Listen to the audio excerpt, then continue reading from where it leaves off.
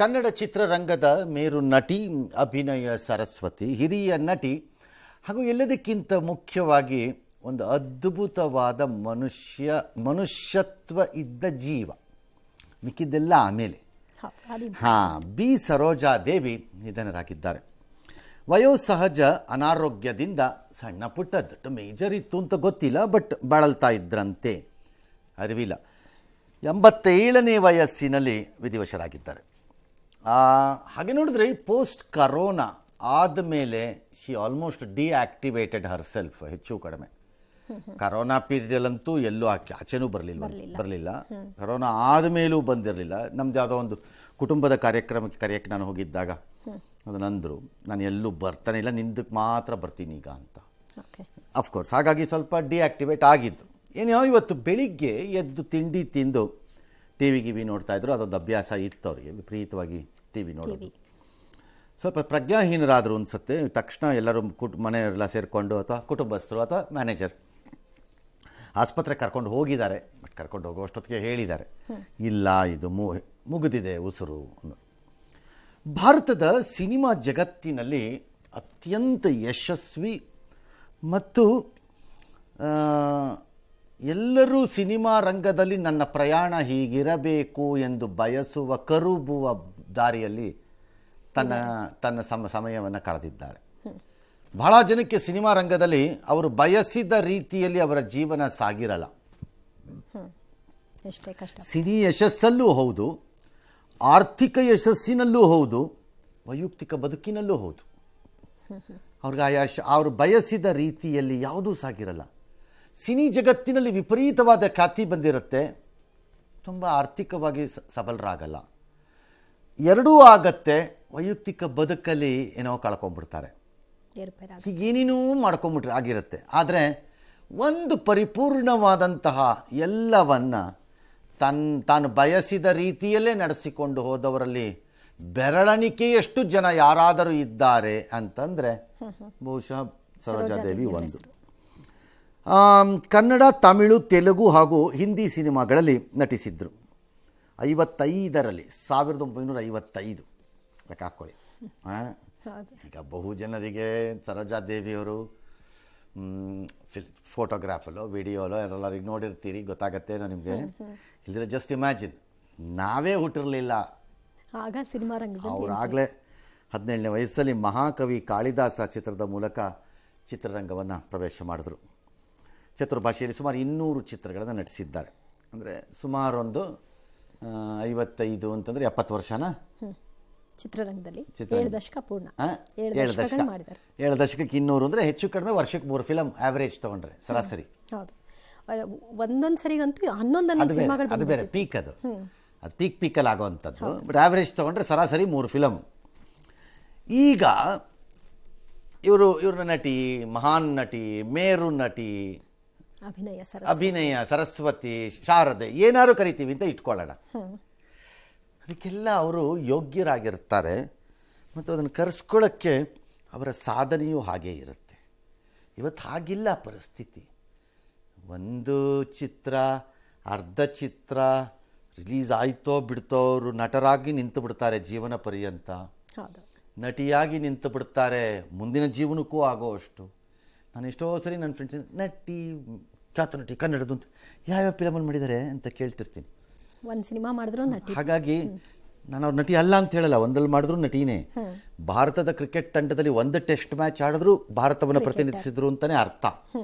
ಆದರೆ ಆ ಒಂದು ಚಿತ್ರ, 2 ಚಿತ್ರದಲ್ಲಿ ಮಾಡಿದ್ದವರ ಪೊಗುರುಗಳು, ಅವರ ಜೀವನ ಶೈಲಿಗಳು, ಅವರ ಆಡಂಬರಗಳು, ಅವರ ಮನೋಸ್ಥಿತಿಗಳು, ಅವರ ವ್ಯವಹಾರಗಳು, ಇವೆಲ್ಲ ನೋಡಿದ್ರೆ ಅಸಹ್ಯ ಆಗತ್ತೆ ಕೆಲವು ಸರಿ.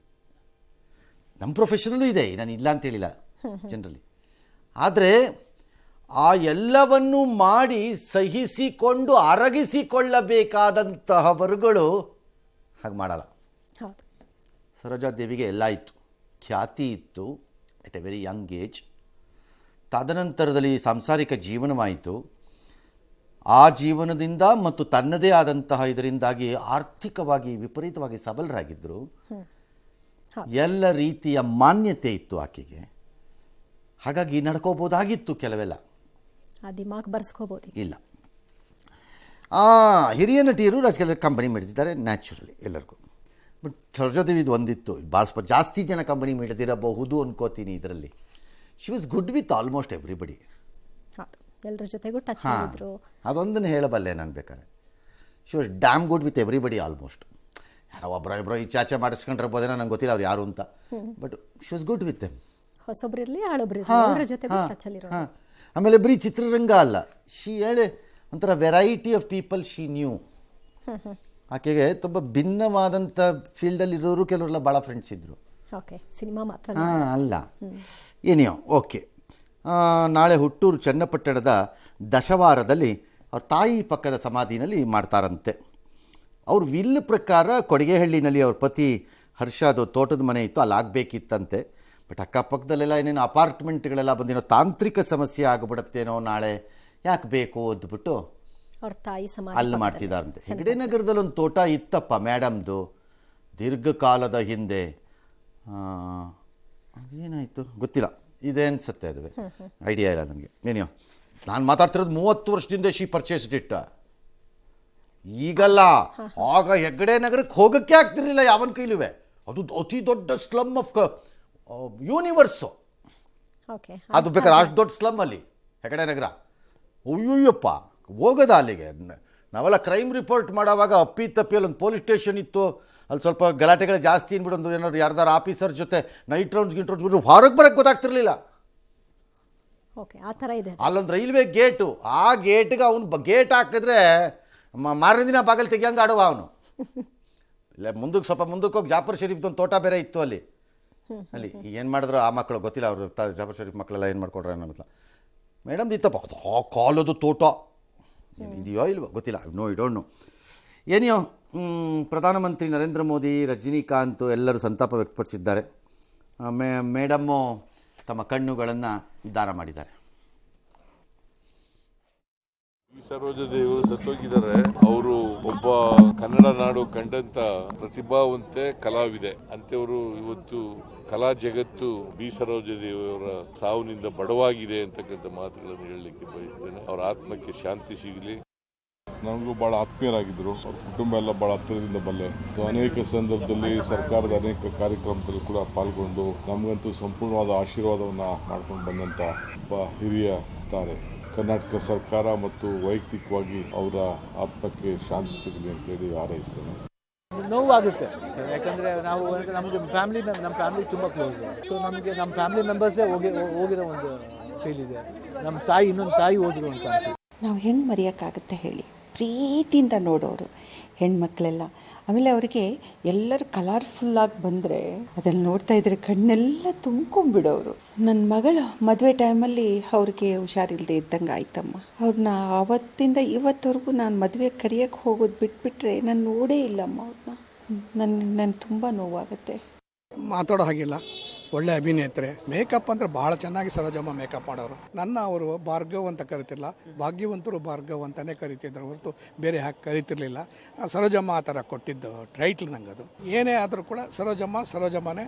ಸರೋಜಾದೇವಿಯವರು ಯಾವತ್ತೂ ನಿಮ್ಮ ಮನಸ್ಸಲ್ಲಿ ಇರ್ತಾರೆ. ನನ್ನ ಜೀವನದಲ್ಲಿ ಅವರ ಇದು ಅಂದರೆ ಸುಮಾರು 30 ವರ್ಷದಿಂದ ಎ ಪಿಕ್ಚರು ನನ್ನ ವೆಲ್ಕಮ್ ಮಾಡಿದ್ದು ಇವತ್ತು ಮರೆಯೋಕ್ಕೆ ಸಾಧ್ಯ ಇಲ್ಲ. ಫಸ್ಟ್ ಟೈಮ್ ಅವ್ರು ನೋಡಿದ್ದೆ, ಕ್ಲಾಪ್ಸ್ ಹೊಡೆದು ಒಳಗೆ ಕರೆದು ಅವರೇ ನನ್ನ ಪರವಾಗಿ ಆರ್ಗ್ಯುಮೆಂಟ್ ಮಾಡಿ ಪಿಕ್ಚರ್ನ ಸೆನ್ಸಾರ್ ಮಾಡಿಕೊಟ್ರು. ತುಂಬ ಅವ್ರ ಇಡೀ ಫ್ಯಾಮಿಲಿನೇ ನಮ್ಗೆ ತುಂಬ ಕ್ಲೋಸ್. ಆ್ಯಕ್ಚುಲಿ ಪರಿಪೂರ್ಣ ಜೀವನ ನಡೆಸಿದ್ದಾರೆ. ಇನ್ನೊಂದು ಒಳ್ಳೆ ಜನ್ಮ ಕೊಟ್ಟು ಇನ್ನೊಂದು ಶ್ರೇಷ್ಠ ಕಲಾವಿದರು ಇನ್ನೇನೋ ಹುಟ್ಲಿ ಅವರು. ಪದ್ಮಶ್ರೀ, ಪದ್ಮಭೂಷಣ ಇವೆಲ್ಲ ಪ್ರಶಸ್ತಿಗಳ ಪುರಸ್ಕೃತರು. ಅವರು ನಮ್ಮವರು, ಕನ್ನಡದವರು ಅಂತ ಹೇಳ್ಕೊಳ್ಳೋಕೆ ನಮ್ಗೆ ಹೆಮ್ಮೆ ಅನ್ಸುತ್ತೆ. ಅವರ ಒಡನಾಟ ಒಬ್ಬ ತಾಯಿ ಮಗಳ ಹಾಗೆ. ಪ್ರತಿ ಸಾರಿ ಏನೇ ಆದ್ರೂ ಕೂಡ ಮೊದಲು ಫೋನ್ ಬರ್ತಾ ಇದ್ದಿದೆ ಸರೋಜಮ್ಮ ಅವ್ರ ಫೋನ್. ಜೀವನವನ್ನ ಸಂಪೂರ್ಣವಾಗಿ ತುಂಬಾ ಪಾಸಿಟಿವ್ ಆಗಿ ಅನುಭವಿಸಿದ ಒಂದು ಕಲಾ. ನಾನು ಹಲವಾರು 10 ಬಾರಿ ಭೇಟಿ ಮಾಡಿದ್ದೀನಿ. ಆತ್ಮೀಯತೆಯಿಂದ ಮಗನ ರೀತಿ ನನ್ನನ್ನು ಮಾತಾಡಿಸಿದ್ದಾರೆ. ಕನ್ನಡ ಚಿತ್ರರಂಗ ಅಂತೂ ಯಾವತ್ತೂ ಮರೆಯಲಾಗದ ಒಂದು ರತ್ನ. ಕನ್ನಡ ಅದೆಲ್ಲ ಕೊರತೆ ಮಾಡ್ತಿರಲಿಲ್ಲ ಅವ್ರು, ಯಾವತ್ತೂ ಯಾರಿಗೂ ಕೊರತೆ ಪಡ್ತಿಲ್ಲ. ಮತ್ತು ಶಿವರಾಜ್ ಕುಮಾರ್ ಬಾತ್ ಸರಿ ಇದೆ. ಬಿಕಾಸ್ ರಾಜ್ಕುಮಾರ್ ಫ್ಯಾಮಿಲಿ ಜೊತೆ ಅವ್ರಿಗಿದ್ದಂತಹ ಒಡನಾಟ ಮತ್ತು ರಾಜ್ಕುಮಾರ್ ಅವ್ರ ಜೊತೆ ಅವರು ತಮ್ಮ ಕಲಾ ಜೀವನವನ್ನು ನಡೆಸಿದ್ದು, ಮತ್ತು ಅವರಿಬ್ಬರು ಅತ್ಯಂತ ಯಶಸ್ವಿಯಾದಂತಹ ಜೋಡಿಯಾಗಿ ಕೆಲಸ ವರ್ಕ್ ಆಗಿದ್ದಿತ್ತು ಮತ್ತು ಅದನ್ನು ಆಕೆ ಉಳಿಸ್ಕೊಂಡಿದ್ದಿತ್ತು. ಆಮೇಲೆ ಅವರ ಪತಿ ತೀರು ಹೋದ್ಮೇಲೆ ಪಾರ್ವತಮ್ಮನವರು ಪ್ರತಿದಿನ ಕಾಲ್ ಮಾಡಿ ಅವ್ರನ್ನ ಮಾತಾಡಿಸಿ that's a very special relationship in that family to family. ಅದು ಸರಿ ಅವ್ರು ಹೇಳಿದ್ದು. ಏನೋ ಮುಂದಕ್ಕೆ ಹೋಗೋಣ. ಕನ್ನಡದ ಹಿರಿಯ ನಟಿಯರಲ್ಲಿ ಬಿ ಸರೋಜಾದೇವಿ ಅವರು ಕೂಡ ಒಬ್ಬರು. ಒಂದು ಕಾಲದಲ್ಲಿ ಕನ್ನಡ ಬೆಳ್ಳಿತೆರೆಯನ್ನ ಬೆಳಗಿದ ಅಭಿನೇತ್ರಿ.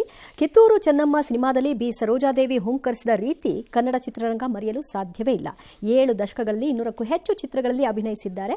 ಅಭಿನಯ ಸರಸ್ವತಿ ಅಂತಲೇ ಜನಜನಿತ. ಕನ್ನಡದಲ್ಲಿ ಡಾಕ್ಟರ್ ರಾಜ್ಕುಮಾರ್, ಉದಯ್ ಕುಮಾರ್, ಕಲ್ಯಾಣ್ ಕುಮಾರ್, ತಮಿಳಿನಲ್ಲಿ ಜಮಿನಿ ಗಣೇಶನ್, MG ರಾಮಚಂದ್ರನ್, ತೆಲುಗಿನಲ್ಲಿ NT ರಾಮರಾವ್, ನಾಗೇಶ್ವರ ರಾವ್, ಹಿಂದಿಯಲ್ಲಿ ದಿಲೀಪ್ ಕುಮಾರ್, ಶಮಿ ಕಪೂರ್, ರಾಜೇಂದ್ರ ಕುಮಾರ್ ಜೊತೆಗೆ ನಟಿಸಿ ಕನ್ನಡದ ಮೊದಲ ನಟಿ ಅನ್ನುವಂತಹ ಹೆಸರನ್ನು ಕೂಡ ಅವರು ಮಾಡಿದ್ದಾರೆ. ಚತುರ್ಭಾಷಾ ನಟಿಯ ಚಿತ್ರ ಬದುಕಿನ ಒಂದಷ್ಟು ರೋಚಕ ಮಾಹಿತಿಗಳು ಹೀಗಿವೆ. ಕನ್ನಡ ಚಿತ್ರರಂಗದಲ್ಲಿ ಅಭಿನಯ ಸರಸ್ವತಿ ಅಂತ ಖ್ಯಾತಿ. ಅಲ್ಲ, ಚಿತ್ರರಂಗದಲ್ಲಿ ಬೇಸಿಕಲಿ ಎಲ್ಲ ಹೀರೋಗಳಿಗೆ ಏನಾದ್ರು ಒಂದು ಅಟ್ಯಾಚ್ಮೆಂಟ್ ಮಾಡ್ತಾರೋ ಮಾಡ್ಕೋತಾರೋ ಮಾಡಿಸ್ತಾರೋ ಏನೋ ಒಂದು ಆಗತ್ತೆ. ಆ ಕಣ್ಣುಗಳ ಮೂಲಕನೇ ಪ್ರತಿಯೊಂದನ್ನು express but she was a actor worth of that name. ತಮಿಳಿನಲ್ಲಿ ಕನ್ನಡದ ಗೀಳಿ ಅಂತ ಕರೀತಿದ್ರು ಅಂತ ನನ್ನ ಸಹೋದ್ಯೋಗಿಗಳಿಂದ ಕಂಪೈಲ್ ಮಾಡಿದ್ದಾರೆ. ಚಿತ್ರರಂಗದ ಮೊದಲ ಸೂಪರ್ ಸ್ಟಾರ್ ಅಂತ ಅಂದರೆ ಹೀರೋಯಿನ್ಗಳಲ್ಲಿ. ಹೌದು. ಹಾಂ, ಹೀರೋಯಿನ್ಸ್. ಹಾಂ, ಯಾಕಂದರೆ she was able to demand ಬರೀ ದುಡ್ಡಲ್ಲ. ಕೆಲವರು ಆ ಥರದ್ದು ಮಾತಾಡಿದ ತಕ್ಷಣ ಹೀರೋಗಳು ಬಂದಷ್ಟು ದುಡ್ಡು ಅಂತ ಹೇಗಿರುತ್ತೆ. ಬರೀ ದುಡ್ಡಲ್ಲ. ಇತ್ತೀಚಿನ ದಿನಗಳಲ್ಲಿ ವಿಮೆನ್ ಪವರು, ವಿಮೆನ್ ಲಿಬರೇಷನ್ನು, ಹೆಣ್ಣು ಮಕ್ಕಳ ಸ್ವಾತಂತ್ರ್ಯ, ಅವರ ಇದೆಲ್ಲ ಬಂದಿರ್ಬೋದು ಕಾನ್ಸೆಪ್ಟ್ಗಳು. ಆ ಕಾಲದಲ್ಲಿ ಹೆಣ್ಣಿಗೆ ಹೀರೋಗೆ ಸರಿಸಮನಾದಂತಹ ಗೌರವವನ್ನು ಕೊಡುವ ಪಾತ್ರಗಳನ್ನು ಸೃಷ್ಟಿ ಮಾಡಿ ಅರಗಿಸೋದು ಅಷ್ಟು ಸುಲಭ ಇರಲಿಲ್ಲ. ಹಾಂ, ಅಷ್ಟು ಸುಲಭ ಅಲ್ಲ. ಬಟ್ ಸರೋಜಾದೇವಿಯವರಿಗೆ ಆ ಅದೃಷ್ಟ ದಯಪಾಲಿಸಿತ್ತು. ಬಹಳ ಚಿತ್ರಗಳಲ್ಲಿ ಹೀರೋ ಇದ್ದಷ್ಟೇ ಪವರ್ಫುಲ್ ರೋಲ್ ಆಕೆಗಿರ್ತಿತ್ತು. ಕೆಲವೊಮ್ಮೆ ಹೆಚ್ಚೇ ಇರ್ತಿತ್ತು, ಕೆಲವೊಮ್ಮೆ ಆಕೆಯ ಮೇಲೆ ರನ್ ಆಗಬೇಕಾಗಿತ್ತದು. For example Kittur Rani Chennamma, or ಮಲ್ಲಮ್ಮನ ಪವಾಡ. ನೀವು ಇಂಥ ಫಿಲಮ್ಗಳೆಲ್ಲ ತಗೊಂಡ್ಬಿಟ್ರೆ ಆಬ್ವಿಯಸ್ಲಿ ಅದು ಅವ್ರ ಮೇಲೆ ರನ್ ಆಗಬೇಕು. ಯಾರೊಬ್ರು ಹೀರೋ ಇದು ಇಲ್ಲ ಅಂತಲ್ಲ ನಾನು ಹೇಳ್ತಿರೋದು. ಹಾಗಾಗಿ she was a true superstar. Apart from money ಅದೆಲ್ಲ ಬೇರೆ ವಿಚಾರ. ಅವ್ರಿಗೇನೋ ಈಕ್ವಲ್ ಆಗಿ ದುಡ್ಡು ಕೊಡ್ತಿದ್ರಂತೆ, ನಮಗೆ ಗೊತ್ತಿಲ್ಲ, ಅದು ಪ್ರಶ್ನೆ ಬೇರೆ. ಅದು ಯಾವ ಈಕ್ವಲ್ ಆಗಿ ಏನು ಕೊಟ್ಟರು ಆ ಕಾಲದಲ್ಲಿ ಎಷ್ಟಂತೆ. ಹೀರೋಗೆ 5,000ನೋ 6,000ನೋ 4,000ನೋ 3,000ನೋ ಅಷ್ಟೇ ಇರ್ತಾ ಇದೆ. ಹಾಂ, ಇನ್ನೆಷ್ಟು ಕೊಡ್ಬೋದು? ಏನ್ಯಾ ಒತ್ತಿಗೆ ದೊಡ್ಡ ದುಡ್ಡು. ಈಗ ಮೊನ್ನೆ ಯಾರೋ ಮಾತಾಡ್ತಾ ಇದ್ದಾಗ ಚೀಫ್ ಮಿನಿಸ್ಟ್ರು ಎಲ್ಲೋ ಹೇಳಿದ್ದನ್ನು ನೋಡ್ತಾ ಇದ್ದೆ ನಾನು.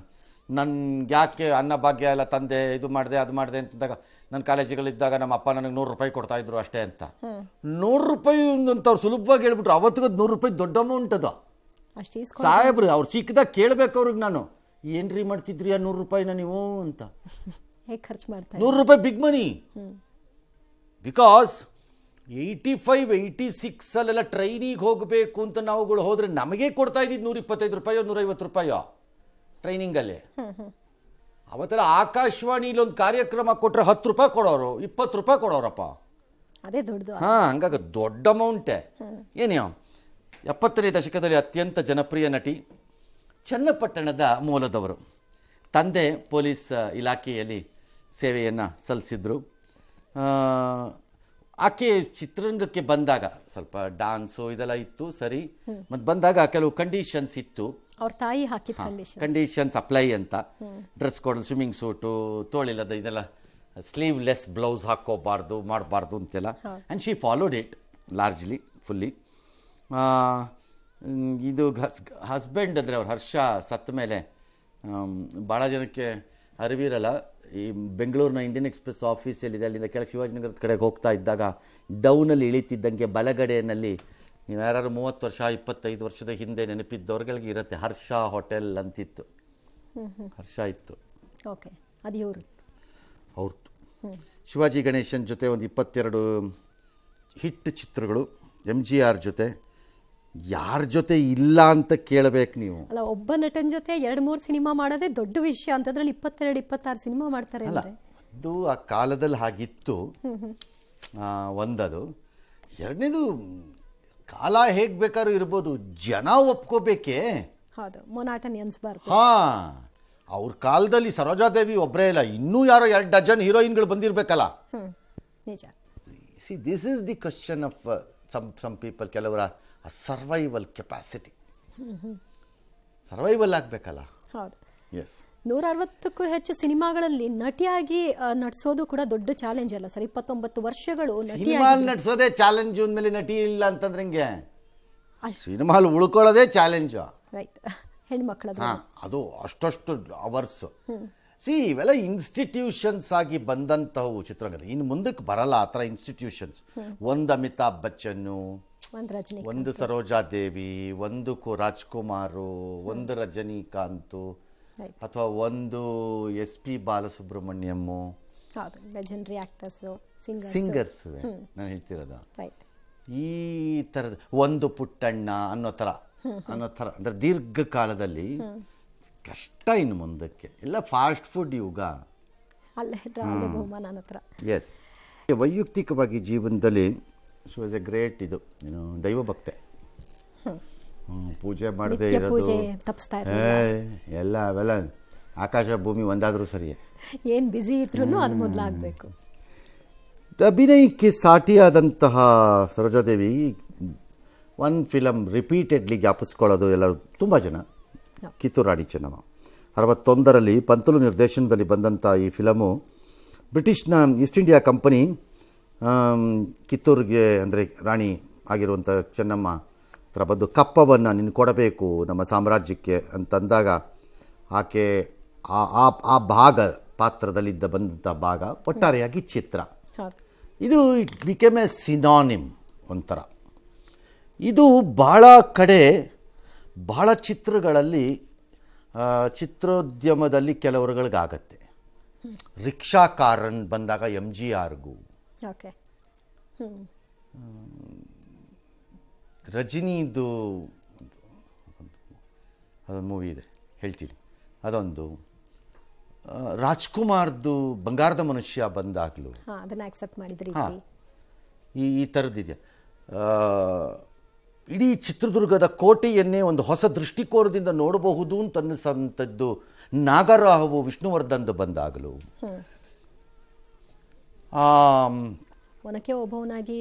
ಒನಕೆ ಓಬವ್ವನಾಗಿ ಅದೇ ಚಿತ್ರದಲ್ಲಿ ಬಂದಂಥ ಶಾರದೆ, ಜಯಂತಿ, ಈ ಥರ ಕೆಲವು ಚಿತ್ರಗಳಲ್ಲಿ ಸಣ್ಣ ಪಾತ್ರ ಇರ್ಬೋದು, ಬಟ್ ಅಮೇಝಿಂಗ್ ಆಗಿ they become synonym with it. Onake Obavva ಅಂದ ತಕ್ಷಣ ಜಯಂತಿ ಅನ್ಬಿಡೋದು, ಕೋಟೆ ಅಂದ ತಕ್ಷಣ ವಿಷ್ಣುವರ್ಧನ್ ಅನ್ಬೋದು, ಬಂಗಾರದ ಮನುಷ್ಯ ಅಂದ್ರೆ ರಾಜ್ಕುಮಾರ್ ಅಂತ ಅದನ್ನು ರೆಪ್ರೆಸೆಂಟ್.